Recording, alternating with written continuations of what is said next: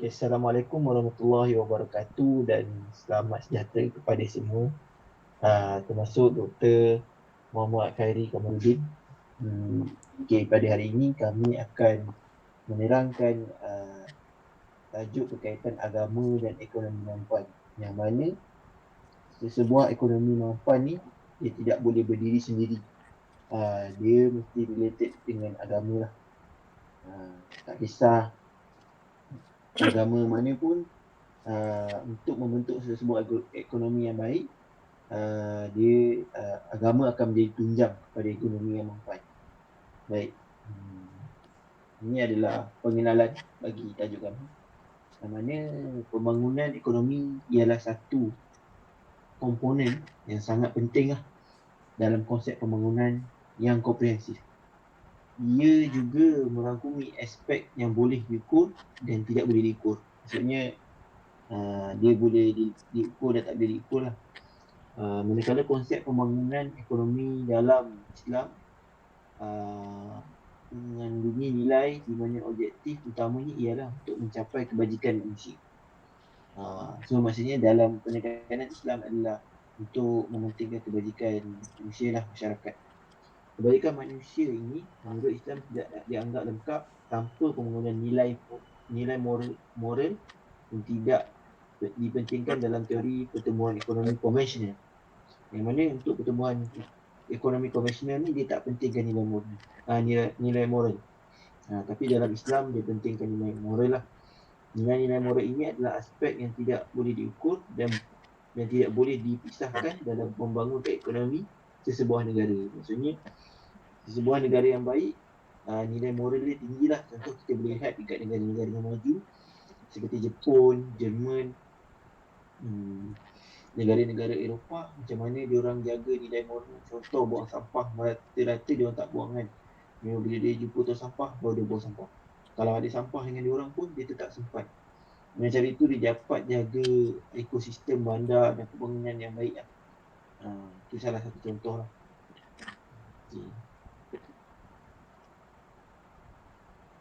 Okay.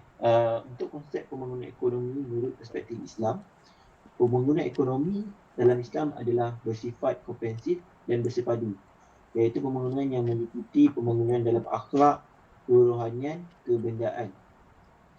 Dia ada 3 aspek lah: akhlak, kerohanian dan kebendaan. Aspek akhlak, kerohanian dan kebendaan, sosial dan ekonomi tidak boleh dipisahkan. Dia tak boleh dipisahkan, dia sekali lah. Dan mencapai matlamat pembangunan sosio-ekonomi dalam Islam.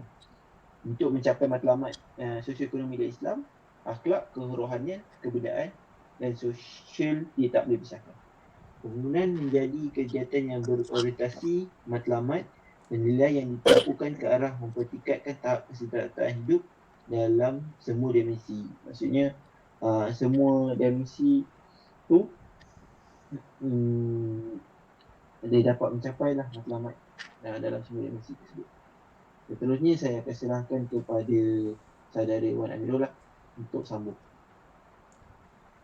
Okey, terima kasih Cik Azam. Bagi objektif pembangunan ekonomi dalam Islam, yang pertama adalah pembangunan sumber ihsan, kedua, pertambahan pengeluaran yang bermanfaat, yang ketiga, pembaikan kualiti kehidupan, yang keempat, pembangunan yang seimbang, nombor 5, penggunaan teknologi baru, dan yang keenam, pengurangan penggantungan kepada negara luar. Seperti yang kita sedia maklum, di Malaysia kita telah menetapkan pelbagai-bagai akta yang kita sebagai rakyat Malaysia hanya mengikut saja landasan dan teras yang telah ditetapkan oleh dasar-dasar yang telah ditetapkan oleh kementerian-kementerian terlibat di dalam penstrukturan ekonomi di dalam Malaysia. Jadi secara tak langsung ia memudahkan rakyat-rakyat di dalam negara ini hanya untuk mengikut sahaja SOP ataupun prosedur-prosedur yang telah ditetapkan dan memudahkan sektor dan hala tuju ekonomi negara kita untuk lebih berdaya saing dan lebih maju ke hadapan. Next slide. Okey. Ini adalah antara strategi pembangunan ekonomi menurut perspektif Islam. Pertama, pembangunan ekonomi tidak akan bermakna jika manusia itu tidak dibangunkan dari sudut spiritual, akhlak dan sebagainya menurut kerangka Islam, di mana ia menunjukkan pembangunan ekonomi adalah suci kalau kita menurut landasan yang betul mengikut kaedah-kaedah yang telah ditetapkan oleh Islam. Usaha pembangunan ini hendaklah dilakukan secara bersungguh-sungguh kerana ia satu keperluan kepada negara dan misi memberikan kebajikan kepada setiap umat manusia.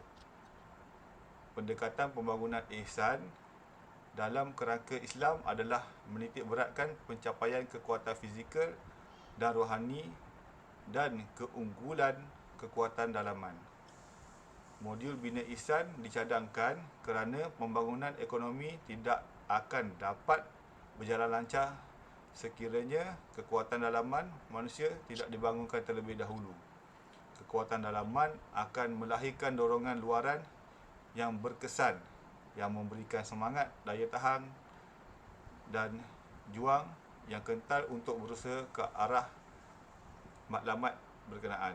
Okey, menurut kesemua perspektif ini, Islam telah menerbitkan satu garis panduan di mana setiap ihsan yang beragama Islam dan lain-lain yang ingin menerapkan nilai-nilai Islam di dalam pembangunan ekonomi, ia menunjukkan perjalanan itu adalah lebih jelas dan lebih lancar daripada sudut fizikal dan rohani. Secara tidak langsung, ekonomi akan lebih cepat meningkat dan lebih bersifat telus sekiranya kesemua strategi pembangunan adalah menurut perspektif Islam. Itu saja daripada saya dan saya majukan kepada Encik Nazirul lah. Okey, terima kasih Encik Amirul. Saya akan terangkan tentang impak pembangunan ekonomi berteraskan Islam dalam pembinaan ummah. Pembangunan ekonomi akan tercapai dalam bentuk yang seimbang, menyeluruh dan bersepadu kerana sebarang keputusan untuk usaha pembangunan harus mengambil kira persoalan maslahah dan tingkat-tingkat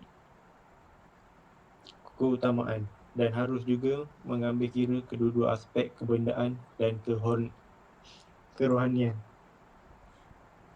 Selain itu, maqasid al-syariah menjadi asas kepada pencapaian kebajikan sosial Islam. Kerana asas ini menjaga kemaslahan masyarakat secara menyeluruh dan bukannya berdasarkan penemuan logik dan menjaga kepentingan segelintir ahli masyarakat dan mengabaikan kebajikan segelintir yang lain, seperti dinyatakan dalam teori ekonomi kebajikan moden.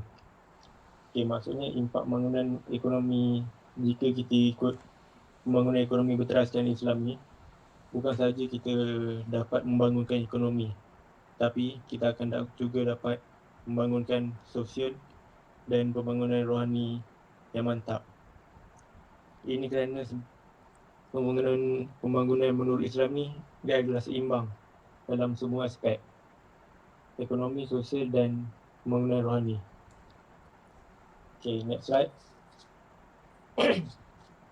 Kesimpulan, pembangunan ekonomi menurut perspektif Islam adalah syumul, menyeluruh, multidimensi dan bersepadu antara aspek rohani dan kebendaan melalui pendekatan fungsi kebajikan sosial dalam Islam untuk mencapai kecekapan penggunaan pengeluaran dan pengagihan pendapatan dan kekayaan dalam Islam yang tertakluk kepada konsep maslahah dan prinsip maqasid al-syariah.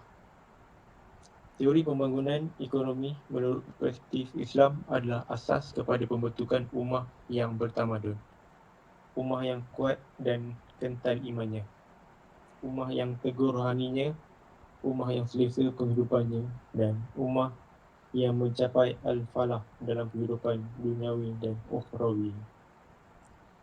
Sekian daripada saya. Baik, itu saja daripada kami berkaitan Islam dan ekonomi Menpan, yang mana saudara Nazirul telah menerangkan impak pembangunan ekonomi berasaskan Islam. Kemudian Wan telah menerangkan strategi dan objektif, dan saya telah menerangkan konsep bagi tajuk ini. Dan itu saja daripada kami. Saya harap info ini dapat memberi manfaat bagaimana kita nak melaksanakan agama, mengukuhkan agama dalam diri kita, dan dalam masa yang sama dapat membantu untuk tingkatkan ekonomi ke arah yang lebih manfaat. Sekian daripada kami. Terima kasih.